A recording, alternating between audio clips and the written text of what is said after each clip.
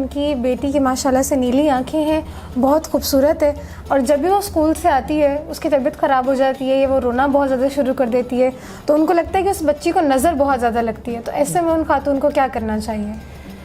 جی، نظر برحق ہے اور اسلام نے اس چیز کی تائید کی ہے، اور روایت میں ہے کہ بہت سے ایسے لوگ جو قبرستانوں میں سو رہے ہیں ان میں سے اکثریت جو ہے وہ نظر بد کی وجہ سے مرے ہیں اور اس دنیا سے گئے ہیں۔ تو نظر بد کی حقیقت سے ہم انکار نہیں کر سکتے ہیں۔ آپ بچوں کو جب اسکول بھیجیں، سب سے پہلی چیز یہ ہے کہ صدقہ دیں، چاہے اسکول بھیجیں چاہے نہ بھیجیں، چاہے نظر لگے نہ لگے، ڈیلی روٹین آپ اپنی بنا لیں کہ آپ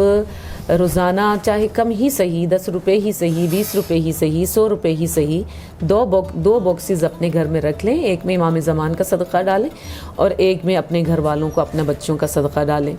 اور دوسرا یہ ہے کہ آپ جب اپنے بچوں کو بھیجیں، بالخصوص جس بچی کو نظر لگتی ہے اور نیلی آنکھیں ہیں، اس کو ماشاء اللہ لا حول ولا قوت الا باللہ العلی العظیم